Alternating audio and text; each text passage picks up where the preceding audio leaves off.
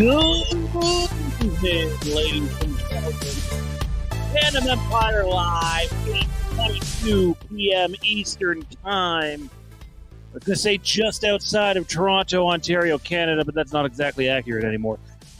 Joining me on this little fun, I'm going to let you guys know now, we're probably capped out at about 40 minutes tonight. So we have a lot to get to really quickly, and I see we have a pretty active chat to kick things off, so I want to be paying attention to that. But joining me as always to talk fandom and content creators and the bullshit that goes with it, along with is the next Halloween movie, keyword there is movie, starting fresh.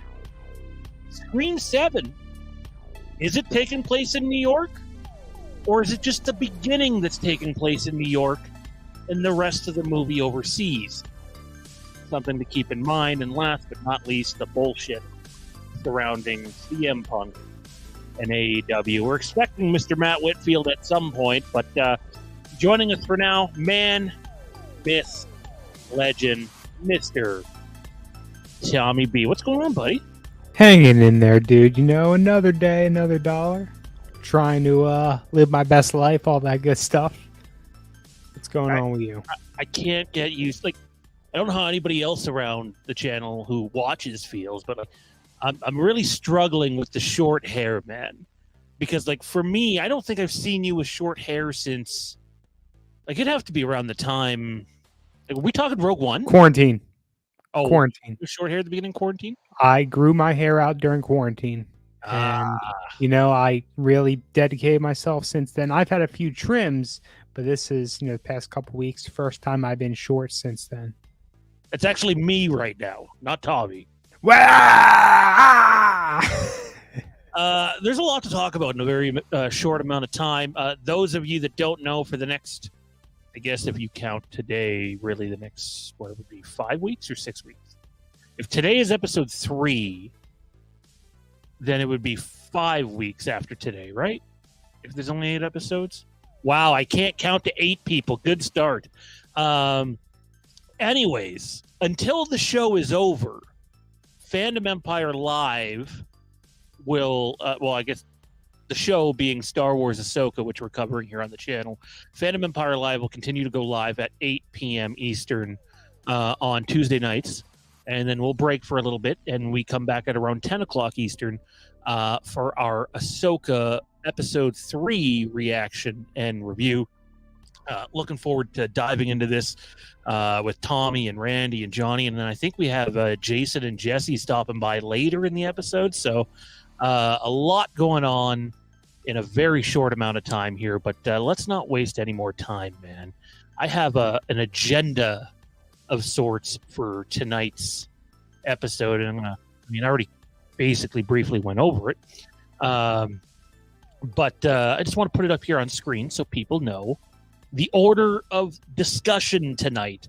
If you have any questions, comments, anything pertaining to Halloween, even Star Wars, we're about to talk about it later tonight, the CM Punk AEW stuff, Scream 7, again, I know the report is out there of it's going to film in New York. I'm just not positive the whole movie is filming in New York. I had saw something from someone relatively reputable. They did remove it. I don't know if that's I don't know if anybody else saw it. It was on Twitter too. I don't want to throw the person under the bus, but I don't know if maybe they spoke too soon. But they implied that Scream 7 would start in New York, as in the classic opening scene, and then finish elsewhere, and we'll get to that a little later tonight. But again, we're a little bit of a rant about fandom and content creators off the bat, which I'm sure other people will just be thrilled about. Halloween to have a fresh start. Scream 7, the return of Sydney, ? CM Punk and AEW done, ? Exclamation point, what the fuck. Tommy B, I sent you a message the other day, and it was basically the gist of basically just me being tired of fucking fandom. Not Fandom Empire, just fandom in general. and the inability that not everybody, just so we're clear, I'm not lumping everybody into this category. But I gotta not hating everybody. No. Only you tonight, Ben.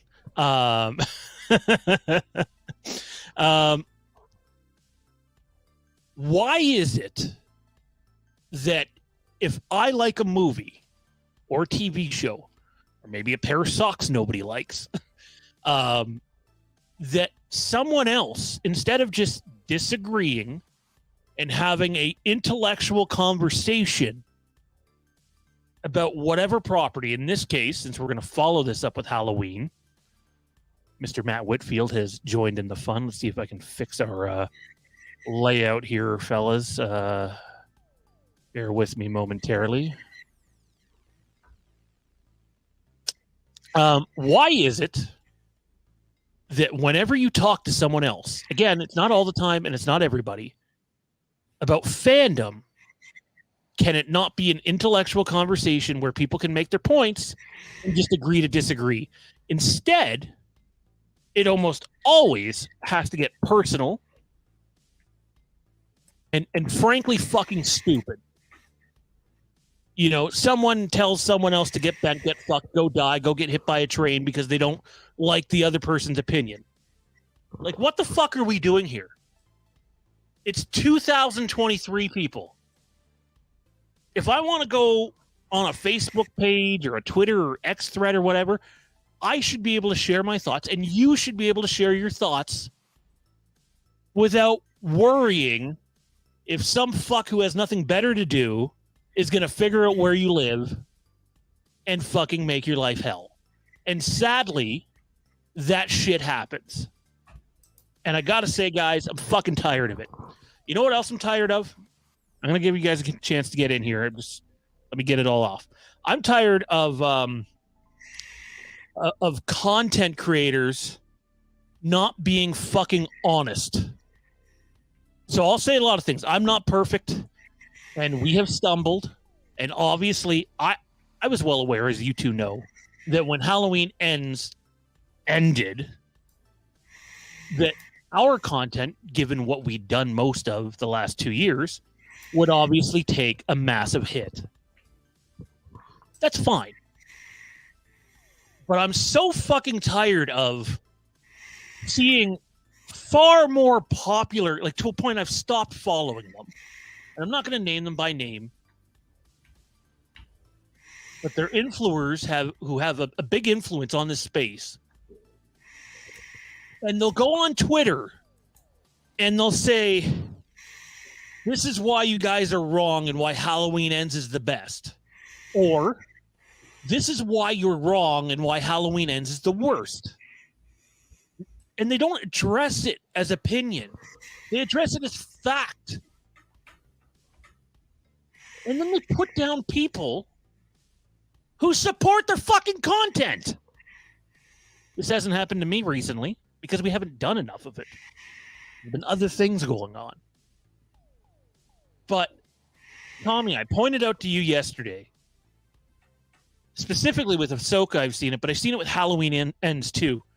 Instead of people being honest about how they feel about a property or a product, and this is kind of like what drew the line for me, is I had somebody, two different people, mind you. I had somebody who went and saw Halloween Ends, told me how they felt about it. We had like a 2-hour conversation. This has been on my mind for almost a fucking year. And then they go on their YouTube channel, which is much bigger than this one, and talk about how shit it is. So either they're lying to me, which is very possible, or they're lying to their fucking audience the same way they lied about not having the Halloween Kills script. Oops. Sorry, but like that pisses me off.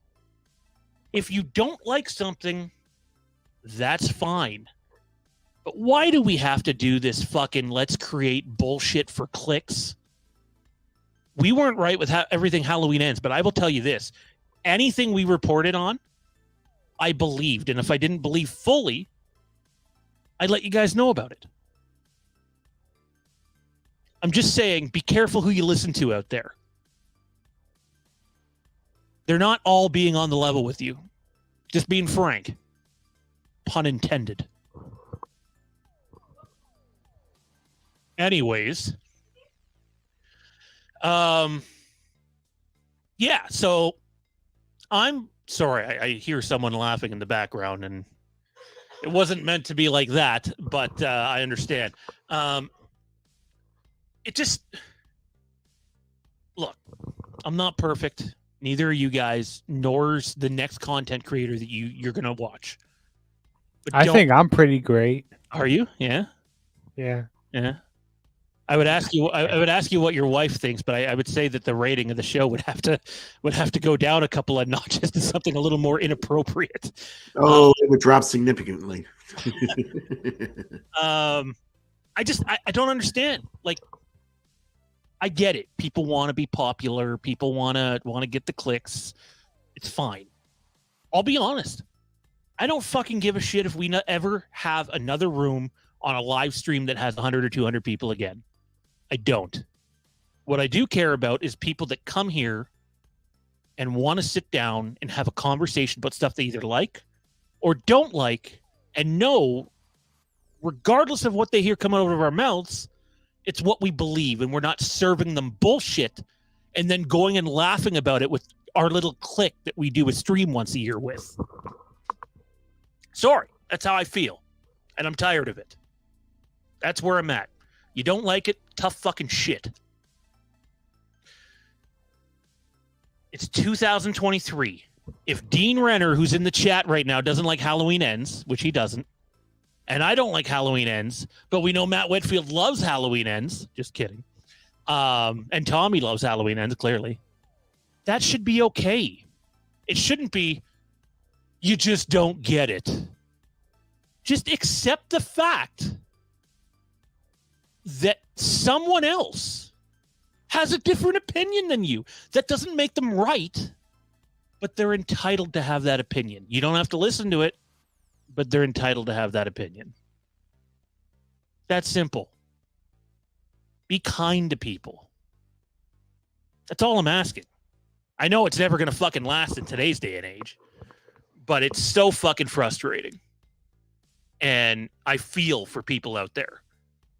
There's somebody that I won't name who's on my Facebook who's just been given it lately from a couple of content creators, and they just won't stop. And to a point where he started to remove people off of his Facebook, and has talked about just like having a social media blackout. Like, do you really have nothing better to do with your fucking time than to get on someone that either likes or doesn't like something that you feel the opposite about? Come on. We're allowed a difference of opinion. In fact, just yesterday, it was wrestling related. Didn't know who it was. It was on Twitter, X, whatever you want to call. I managed to have like a three-way, pun intended, conversation on Twitter or X or whatever about wrestling. And I thought for sure, okay, well, this is just going to blow up into a mess like it almost always does. It always has to get personal. Like, you don't know fucking shit, or get bent or whatever. It's so fucking immature. But instead, it was three people, three different points. And at the end of the conversation, we said, hey, look at that. We managed to have a conversation about fandom, a form of fandom, without belittling the other person. It doesn't matter if you go on air or do it behind the scenes. Word spreads. That's all I'm fucking saying. Guys, how do you feel about fandom before we move on to Halloween in 2023? Do you think, I mean, for me, I think you can't save what's going on. Social media is social media, and people are people in this day and age, and they hide behind fake accounts. Some of them don't hide behind fake accounts. Some of them put their face right out there. But I don't understand, again, why everything has to turn into a hate battle instead of just talking with one another. There's a bunch of people in the chat right now. Some of them were here last week. I think Kevin, I might be wrong on this. I think Kevin Ketchy in the chat. I think he's a Halloween H2O fan. I could be wrong on the movie, but I think he's an H2O fan.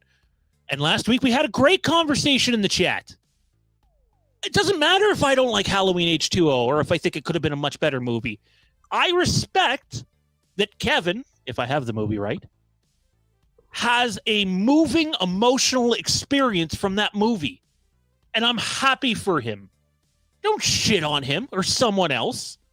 You can debate whether it's good or not, or whether it's for you or not. But don't belittle his experience, because that fucking ruins everything. And there's too many people out there doing it, whether they have the balls to do it to your face or passive aggressively behind your back or vaguely on social media. Just saying, so fucking tired of that shit. I will shut up now because I've been going for like fucking 14 minutes here, and let Tommy and Matt come on. Tommy, you were here first, so feel free to take it away, man. I know you've seen it too. I know you've dealt with it in person or online too in the Star Wars space. You can't really fix it, but do you have any advice out there for people that are trying to enjoy fandom and some Tom, Dick, or Harry go out of their way to try to ruin it for them? Yeah, I got one thing to say in there. If you have something else going on in your life that is more important to you than fandom for whatever reason, maybe it's a job, maybe it's family, maybe it's school, I don't know,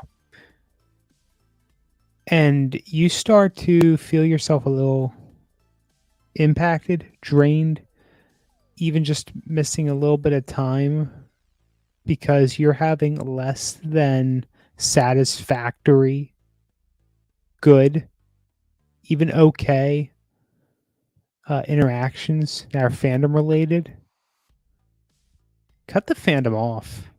Like, that's coming straight from me. Take a break, disengage, unfollow some things, if need be, just take a whole break from a platform. I feel like that's the best move you could possibly take because, hey, we all got one life to live, right? We want to get the most out of it we most possibly can. I highly suggest everybody, look at your life, look at what you got going for you. Look at your priorities. Say, well, this is more important than me. For some folks, fandom's all they got. And I hear you. That's the most important thing to you, and I totally respect that. But at the same time, I would really ask that you don't try to take a dump all over everybody else. It's unnecessary. Completely unnecessary. Matt, what you got to say? Good evening, gentlemen. By the way, nice haircut, Tommy. I think it's a sickness. It's really a sickness. People get their kicks off of belittling people's opinions in favor of their own. These people think their opinion is right and nobody else is right. And they will go to the ends of the earth to push their opinion, push their viewpoint, and they'll go to negativity, cursing, belittling, all that stuff included. And that's just wrong because you don't know what that other person's dealing with on the other side. Like you said, Tommy, fandom's only one thing that the person may have to express themselves and to have somebody come in and belittle opinion just for kicks, and they know they're doing it for kicks. It's a damn shame. And you'd want to think we're better than that as a society, but sometimes we're not. And that's the unfortunate circumstance we live in. And we can only hope that person on the other side can eventually see that other person's viewpoint with an honest take and respect that opinion. Even like Tommy, like Sean said, even though you don't agree with it, Yesterday he sat for 3 hours and talked about a subject. And at the end of the day, at the end of the conversation, they're good. I love you, man. I mean, have that honest dialogue. That's what's gone in society. People are so drenched in sometimes in their opinions. Like I said, they'll go to the ends of the earth to protect it, even though it could be complete bullshit. They'll do it just to hurt, and they get their kicks off it, and that's what's sad in this society, and that's leaked into people's viewpoints on movies. On what I hate. I hate Halloween Ends. Tommy might love Halloween Ends, but I'm gonna still respect Tommy at the end of the day, even though I don't agree with his take. I'm still gonna respect Sean on that the next Halloween. I'm gonna disagree with Sean that the next Halloween movie needs to be a blockbuster with Tom Cruise as Sam Loomis. But I think they could do it. Sean doesn't agree with me, and I might be speaking complete hyperbole. Wait, which part? The blockbuster part or Tom Cruise as Sam Loomis? What I texted you when I texted you earlier, I jokingly, I was like, when I said Halloween needs to be a blockbuster and Tom Cruise needs to be Sam Loomis, and there's your blockbuster. But Loomis's son. That's what I said. But Sean's not going to come at me and it's like, you're an idiot. I don't know what the hell you're doing. He'll say off the screen, you're an idiot, but it's all in good fun and love. But because I know where he's coming from, I'm not gonna get offended. But you have so many people, these days that don't respect people's opinions, and they get their kicks off degrading others, and that's what's just so sad about society. And unfortunately, we want to see that change, but we'll never see that change, and that's what's sad. Or another thing that'll happen is if a viewer or someone that they're having a conversation with has a different take on them, they'll just go silent and not say a word. That's just as bad. And honestly, like, that's so fucking ignorant and disrespectful. If you have a problem with that person or that thought, and they're asking you, maybe not how to better themselves, but how to differentiate their opinion from yours, and you're just like being silent and you just go and ghost them, you're still a piece of shit for doing so in my eyes. That's just my opinion. By the way, Tommy, I don't know. See, your camera just went up, and Matt's is up. Like, you were down where I am. Like, your head looked like on level with mine for a second.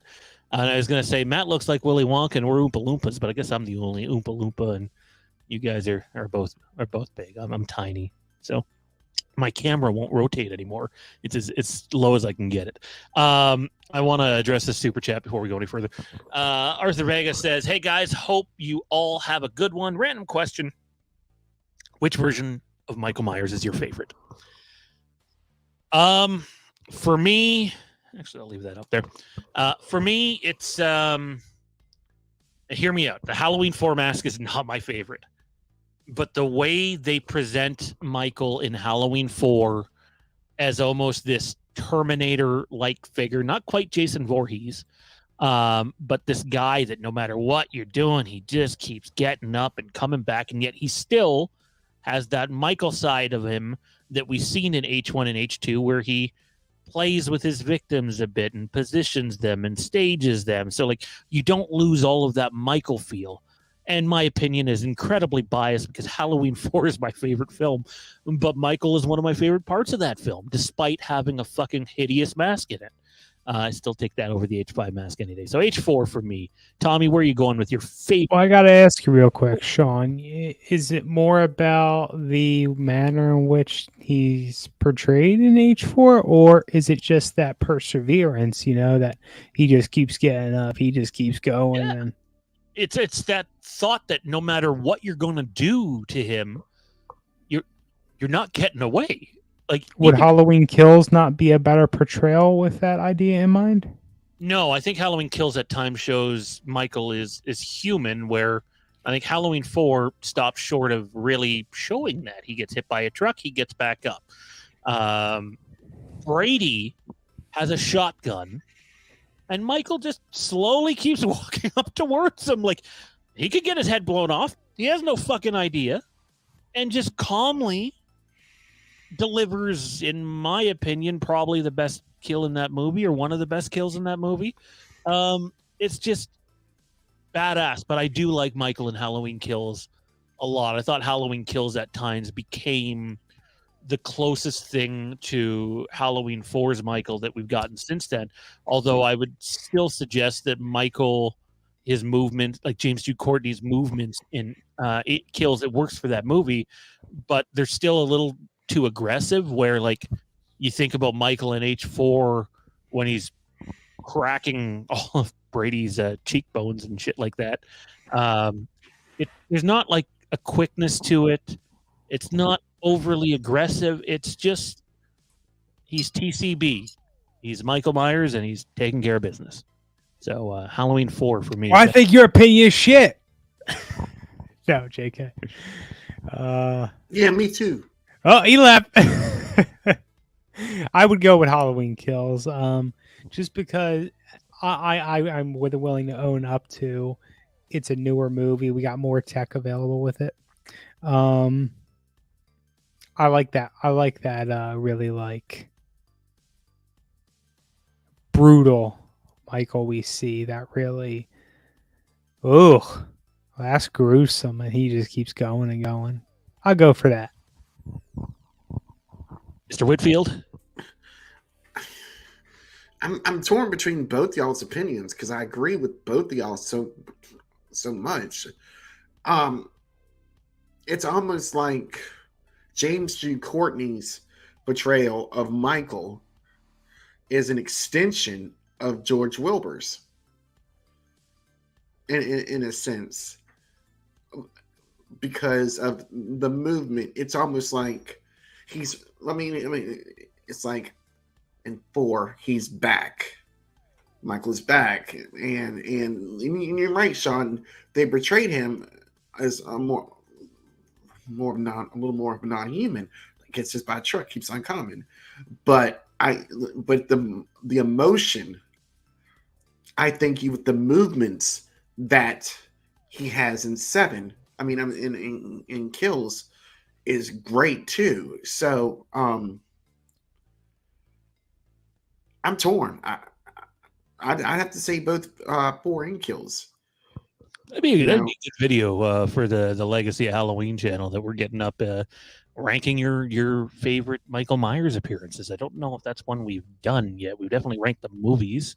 We might have done like top 3 Michaels, but I don't think we've ranked them all the way through. Michael Miller says 78, a more controversial take. Rob Zombie's Halloween. Tyler Mane is a beast. So I'm not a fan of the zombie movies, although I do have a guilty pleasure with the second one. But Tyler Mane was incredible in those movies. Tyler Mane's Michael Myers absolutely 100% fits those movies and is one of the more entertaining parts of those movies. I have no complaints except for the scream there at the end of the one, the die. Yeah, I could do without that. But I dig it. And I'm not even a fan of the movies, but I dig it. And he fits those movies. One of my favorite kills in Halloween, before Halloween 2018 does it, is the stomp on the face. It's this oh shit moment. Like the guy gets messed up and then he stomps his face into the ground. Literally. I dig it. So I appreciate the opinion, Michael. Keep pounding that chat here. We're here for another 20 minutes or so. So Halloween. There's a strike going on. There's obviously no movie imminent. And I've been on record of saying, in my opinion, the next thing that's coming is a show on a streaming service. I do believe that. Could be wrong. No, highly detailed information by any means. And we're all in a waiting pattern. And everything is going to continue to get delayed and pushed back until there's a resolution to the strike. That being said, there's been a lot of talk online about where they go with the next Halloween movie. Some people just want to reboot with someone else cast as Laurie Strode. And I get it. Hey, if Laurie's your favorite character and you don't want to see her, not come back, then I get it. It's not what I want. My reaction to that is something along the lines of this.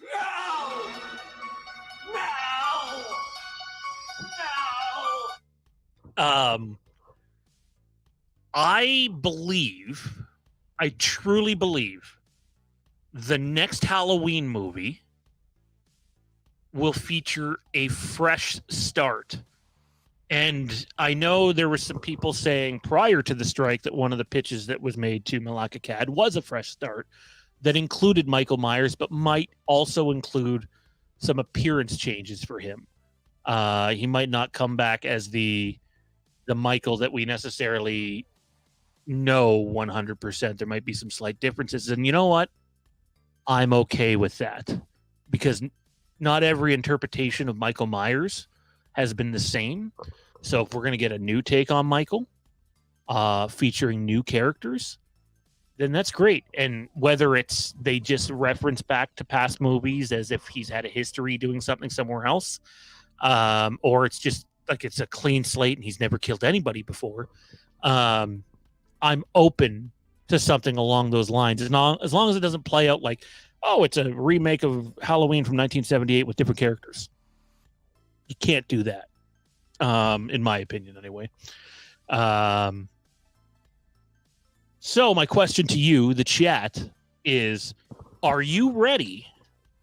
Not for a reboot necessarily or a remake, but just a fresh start featuring new characters in the Halloween franchise in their next movie entry, except for obviously Michael Myers would stick. I am, fellas. I don't know about you guys.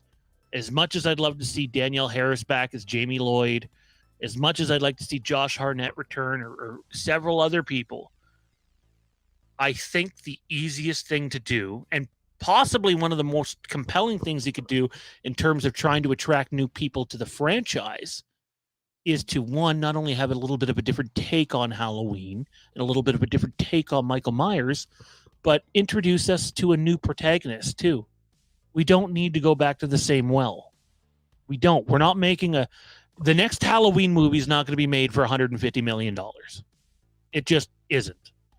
It's going to be a low budget movie, and it might have some marketing behind it, depending on what studio gets behind it. But I'm ready for the fresh start. And the more I look at the fan base out there, I see a lot of people that do want the fresh start, and yet it seems to be sort of torn down the middle. People want to see either old characters return or a fresh start. So my question to all you tonight, including Tommy and Matt, if you have to choose between continuing with a character that we know, regardless of who it is, or fresh start, which way are you leaning? Matt? I think personally, it really depends on the character.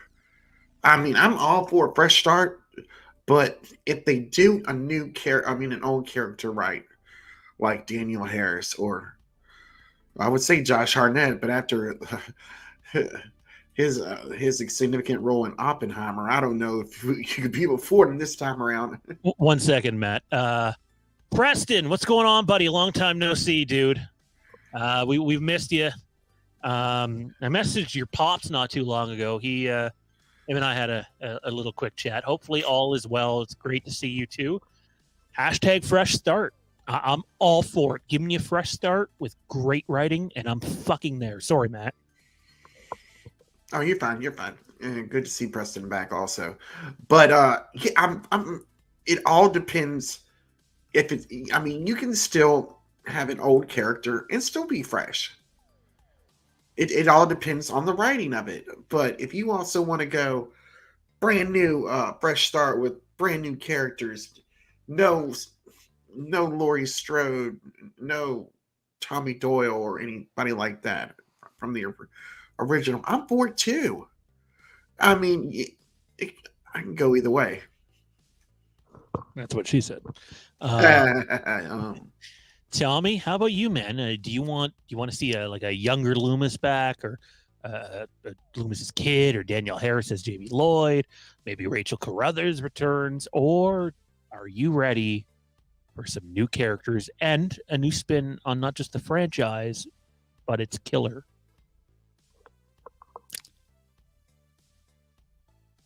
I question the success of a Halloween movie following a killer in the same manner as Michael Myers that is not Michael Myers.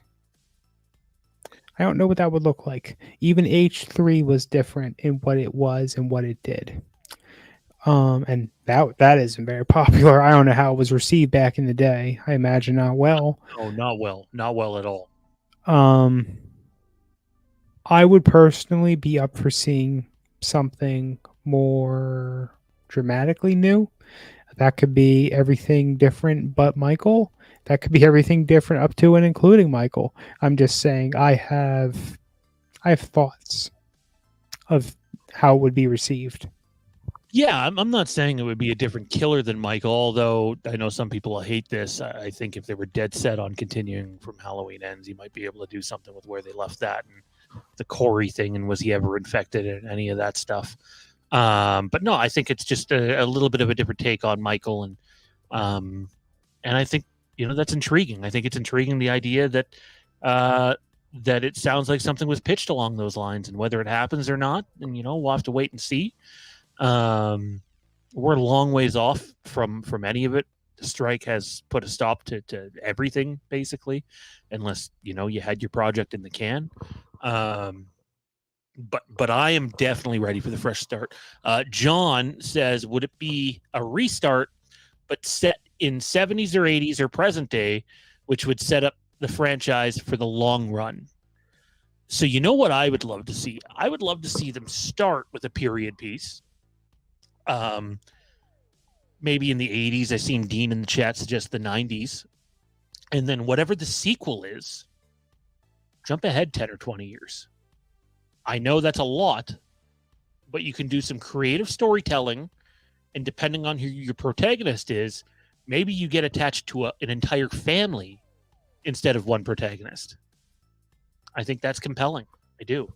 I'd be very interested to see what route they go. And also, I think these franchises can only go back to the same well so often.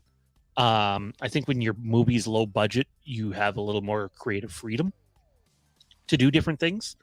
Where a franchise like Star Wars, hey, they're trying like hell to expand, but guess what? People aren't necessarily coming out in groves to watch the new material because Star Wars for so long was Darth Vader, Han Solo, Princess Leia, Luke Skywalker, Obi-Wan Kenobi, Yoda. That's Star Wars for generations. And now you have people that have tuned out, no matter if it's good or not, because they just don't know what the hell it is anymore. Halloween doesn't face that same problem because they don't have to make a movie for $200 million. They can make a movie for $5 million. They can make a movie for $10 million, $15 million, and introduce new characters, still have it be fairly successful at the box office. Marketing is a big thing too. But the one thing that I ask of this franchise, do something different. It's one of the reasons why I'm so high on Scream 6. I know Scream 6 has its detractors, just like any other project does. But Scream 6 was different. It wasn't the same old shtick. And I appreciated that. I think different doesn't always mean better, but it is something new that's probably worth giving a try. Again, just my opinion. You don't have to like it. Kevin says, I'd give Halloween to a director and a creative team with a strong vision in horror.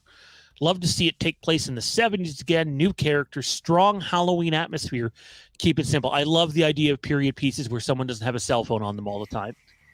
Because the cell phone's the easy way out of things, or they don't use the cell phone. You go, why the fuck didn't you use your cell phone? Like, it's right there. Okay. Yeah, so I'd love a period piece. Keeping in mind, period piece is going to be more expensive. It just is. We're 2023 now, and to make something look like it was in the 70s or even the 80s now is not a cheap process. It's expensive. But God, Kevin, that is literally my dream. Go back. Please go back. Like, tell me. Matt and I talk about it all the time. Like, we're fucking fangasming over the Halloween Kills flashback at the beginning. It's fucking awesome. Dig it. Best part of the movie. I'm sure people were disappointed when it ended. I still like Halloween Kills. I like it even more now, to be honest. But I do think that a period piece would be fucking phenomenal. I would love it. I'm just not sure they're going to spend the money to do it. Here's my question to that. Yeah. Is there nowhere that they have gone through the ropes of like setting up or identifying this is a place to do a period piece during this time period? Like, this is no offense to anyone out there, but one thing I've heard several times before is that you want to go back in time. You go out to Bend, Oregon. That's where they got the Blockbuster. I think I've heard people say that's like going back in the 90s or the early 2000s, and that's not the 70s. That's not the 70s. But, you know, there has to be somewhere people go and just say, we're going to film a 70s era type thing here. I know that not everybody loves these movies, and I can totally appreciate it. However, when you look at the Fear Street trilogy that came out on Netflix, whether you liked those movies or whether you didn't like those movies, for me and what I see, I don't personally think it's debatable, but you might, and that's fine. But when I look at that first movie, it feels like we're in the 1990s. It does not feel like we're in 2020 or whenever it came out. And it's trying to be the 90s. It feels like the 90s. The second movie, was that 78 or 88? 78, right? Yes, sir. It feels back in time. They do a good job of capturing it. It has that campy feel. Now, I wish I could tell you the third movie feels like it did back then, but I wasn't around back then. So, yeah, you were. Stop lying. So there's that too. But apologies, fucking mosquito. Yeah, I'd be for a period piece, and I do think there are examples of doing it without blowing your brains out on the budget. But again, the right creative team involved, whether it's the person who is like helming the project or having an art director, set designer, all those things matter. They definitely. Hey, I love Kenobi, the Star Wars show, but I will sit here and rip it to pieces all day over how fucking cheap it looks, because it just does, in my opinion. Alex says, how about a sequel of 3 or another standalone tale like it? If you give me a Halloween standalone tale and it's not going to go to theaters and it's just going to be on a streaming service, I'm game. Do it cheap, do it fun, I'm game. But make it interesting, because if it's shit, you've killed anything. See it. Yeah. Well, if it's shit, you've just killed the ability to do more. You have. If you go and do something that's not Michael Myers, even if it's a Season of the Witch sequel, reboot, retell, remake, if it's shit, it's over. It's that simple. Yeah, go ahead. I just wanted to say real quick. I mean, yeah, you and I definitely fangasm over the flashback scene. And me personally, I think the flashback scene is probably the best compilation of scenes all the way through of the whole trilogy. And that was the one thing Dave Gordon Green got right on. But that's the reason I think so much of us wanted to go to for Halloween Kills. It wasn't what Michael was going to do. We knew what he was going to do. It was once it leaked out that there was a flashback scene, all the interest went back to that. And like we said, if it's done right, and you can do a period piece, and I don't think it would break the bank. So much but that's the avenue it needs to go. Either it be on TV or it be in the movie theaters. We gotta go back to. I mean, I see Dean saying 84. That would be good. I mean, something. I haven't seen Summer of '84, but I've heard people think it's really good in terms of being something that feels like the 1980s. Right. So, like, there are definitely examples. And yet, in the chat suggested Dean Cundy, too. Why not? Dean Cundy worked on Boba Fett, and they were the best episodes. Yep. Visually, yes. Not cheap like you said, like Obi-Wan, but that's what the hardcore fans of Halloween want. We want to see that period piece. We want it. What are we clamoring for? 64. Uh, in the 70s at some point. Maybe Michael got out before that we don't know about. And as as a teenager, maybe like 15 or 16, something like that. But then they were able to get him back. Something like that. They could definitely do that. If it's done right. Doesn't have to be about Lori. Don't need to bring Jamie Lee Curtis. And I guarantee you, if they do something like that, they're going to give Jamie Curtis the Jet Li treatment at some point. If there's another movie, she's going to get it, unfortunately. But yeah, expunge on the flashback. Do something flashback. It's what we wanted. It's what we all want. If you want to make money, do what the crowd, do what the people want, and the money will come. Yeah, I mean, hey, bad films make money too. Let's not forget that. Bad films can make money. I mean, I haven't seen The Meg 2, but The Meg 2 has passed Indiana Jones and The Flash. So I'm not sure what world we're living in, but we're living in a world where that's a reality. So Wayne Gawkey says, if Halloween ever goes the anthology route again, I would like to see the origins of Halloween when the Irish brought the Celtic holiday to the U.S. in the 1850s. So the only thing I'd say about that is, would it feel like the third Fear Street movie in a way, like visually? Because I might be able to get behind that.